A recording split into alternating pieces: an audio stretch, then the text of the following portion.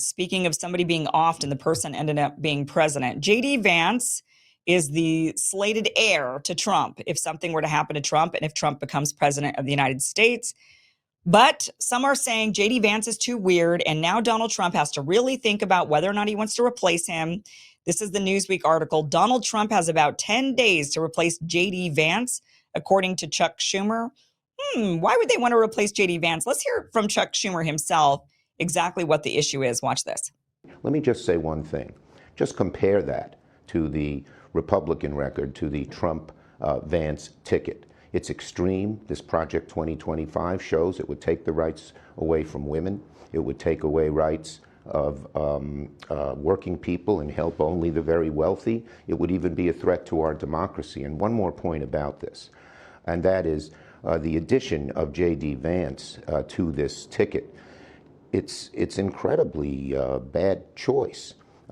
I think Donald Trump, I know him, and he's probably sitting and watching the TV, and every day it comes out Vance has done something more extreme, more weird, more erratic. Vance seems to be more erratic and more extreme than President Trump. And I'll bet President Trump is sitting there scratching his head and wondering, why did I pick this guy? The choice may be one of the best things he ever did for Democrats. What do you mean? Now, the president has about 10 days before the Ohio ballot is locked in, and he has a choice. Does he keep Vance on the ticket, where he already has a whole lot of baggage? He's probably going to be more baggage over the weeks because we'll hear more things about him. Or does he pick someone new? It's his choice. Okay, I have my theory as to why they're going after J.D. Vance and calling him so weird at the moment. And even Republicans, there's Republicans out there who are like, I don't know if we like this guy. Can you maybe replace him with somebody else? Why are they calling him this? What are the comments that he's made that say that make him so weird? Here is an old clip when Tucker Carlson was on Fox News. J.D. Vance was interviewed, and he says the country's being run, or Democrats are being run by childless cat ladies who are miserable, trying to make the whole country miserable just like them. Here he is.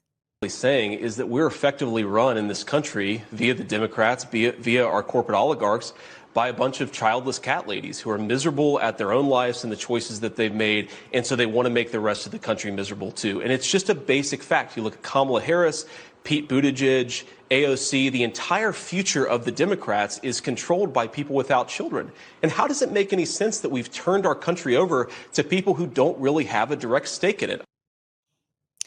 Okay, that's not the only thing he has said. Now, granted, this was before he started campaigning as vice president. This is while he is a candidate for office. He is campaigning, but this was not for vice president. But this is really similar to a basket of deplorables style comment. There are plenty of Republican women who are also childless.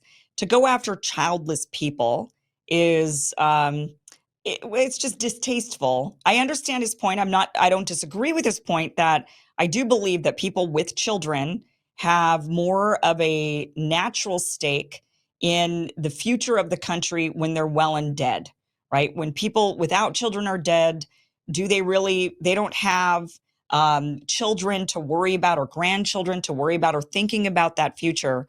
So there is, I think, truth to that statement. But I also think it's a statement you shouldn't maybe make when you're trying to campaign and there's a lot of women who are also Republican who don't have children. And it's a very basket of deplorable style comment. But that's not the only time he has said it. Here is a montage of other times he has said very similar things. An attack on childless people. Here it is. Not just childless cat ladies. Turns out there are many more ways Trump's running mate has described people without children.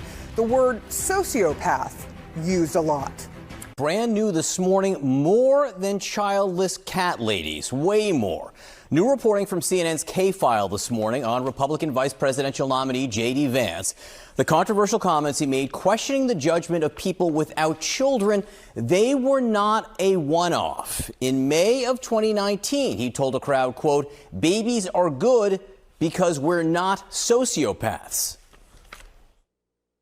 I've seen people who become more attached to their communities, to their families, to their country because they have children.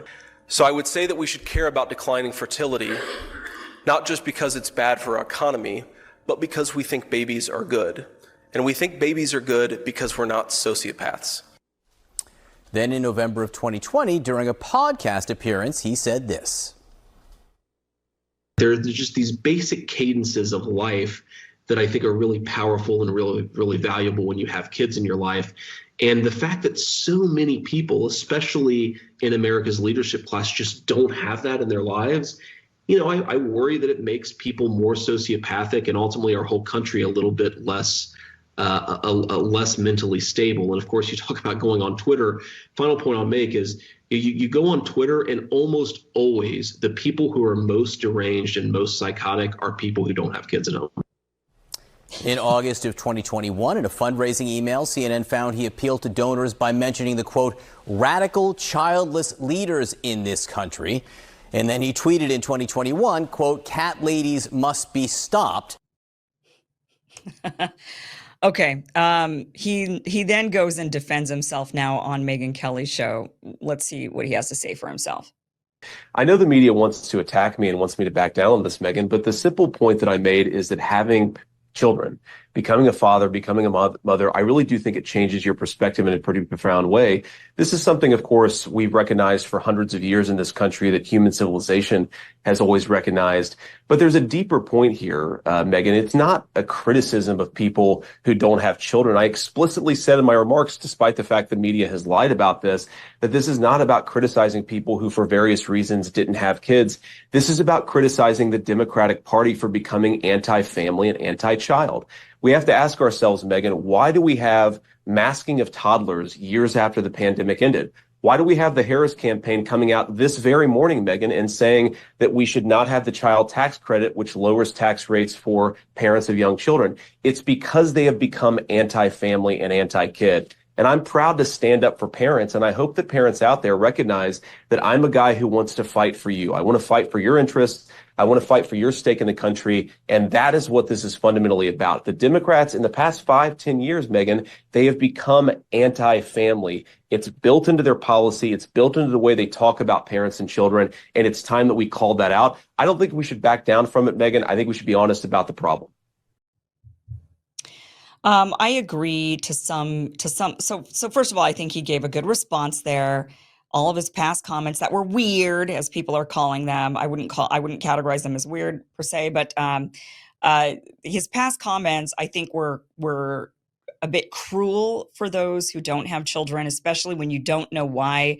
There's this idea that women are choosing not to have kids because they just want to go out there and party and have a great time, and they don't care about children, and they're sociopaths, and they just care about living their free sex-filled lives or something along those lines. And that is just not the case for a lot of women who don't have children, myself included. I don't have kids. It's not for a lack of trying. There's just reasons why people can't or don't have kids. So I think it's a very cold thing to go after people who don't have children when they are still part of the voting base.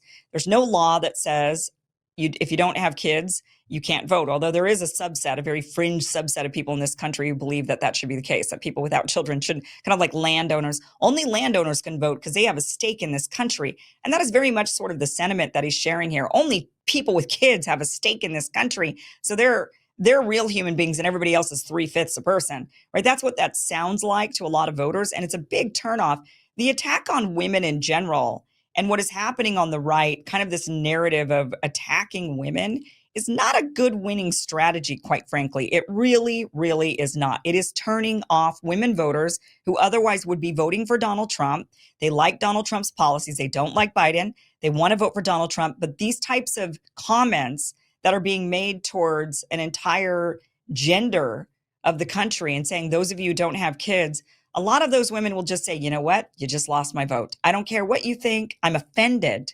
And if I'm offended, I'm not voting for your policies when your policies clearly don't have me in mind. You clearly don't think I'm a human being or that I deserve a say in this country. And so that sort of backlash, I mean, this is just a basket of deplorables style comment that really Vance is going to have to be defending.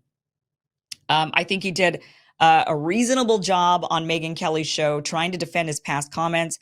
I do think he's right in that, yes, if you have children, then you have a bit, maybe mentally you have a bit more of a of a feeling of a stake in the future development of the country because you worry about what's going to happen to your great grandkids. Obviously, if you don't have kids, that's not the exact concern. You can still have concerns. Like many of us, like myself, I am surrounded with an entire clan of nieces and nephews who I'm very close to and take very good care of. But that's, and so of course, many of us still care about young people in our lives who we are related to, who we love, who we want to see flourish. We want to see their children flourish. And we have those feelings. So it's just an odd thing for him to be talking about. Whether or not the Democratic Party is no longer family focused, I think there is something to Democrats maybe not focusing on family as much as they should, right? They're focusing on very strange things. It's not good for the Democratic Party to be constantly focusing on all of these non-gendered people, right? Well, you don't have to be, if you're a man and you don't want to be a man, you don't have to be a man. I mean, they're focusing on very strange things rather than the nuclear family, which I think is the backbone of a healthy society. And the Democrats have lost that plot. They have lost the plot of a strong nuclear family, a home with a mom and a dad. Maybe that can look a little bit different, and there are examples of that looking different, but it's still a stable, steady home where children are raised and loved in a stable environment with married parents. And that is something that Democrats maybe have somewhat lost the plot on a little bit. But to say that Democrats don't care about children or that they don't care about families, it is Democrats after all, and here I am being forced to defend them. It is Democrats after all who want to feed children in schools. It's Republicans who don't want to offer free meals to kids, who are showing up to class hungry. They're not performing well because they come from poverty. It's Republicans who want to rip away those resources for those mothers, who want to say, we're not going to give you, it's the narrative of you keep having children and you're only having all these children so you could get welfare. Well, which is it, guys? Are they having children and because they only want to collect welfare? And so what, they should stop having children so that they don't collect welfare? Or maybe you just don't want to give them welfare and you just want to starve their kids? Or are you wanting to promote people having children and you want to support that and you want to give out those incentives? In other countries that are actually trying to incentivize women and men having children, they do give welfare, essentially, if you want to call it that. They call them incentivize, it's incentives. They give payments to couples who have children. They want them to have children. Their populations are dwindling. They don't want to have to import the next generation of population into their borders. They want their people having babies and preserving their culture and preserving their way of life and preserving their economies. So I think that I think it's great to focus on families. I'm a big believer in a stable family. I do think that stable families, in particular fathers in a home, make or break a society. It starts at the home, and then it goes into the community, and then that goes into our greater society. And that has been lost on Democrats. They should bring back that message that they care about family. They want to promote family values, that family values are a good thing and a strong thing for this country. There is a direct correlation, for example, between poverty levels and education levels and success levels. There is a direct correlation, and it is direct between those who come from less divorce and stable families and those who do not. Asian communities have less divorce. They have stable families.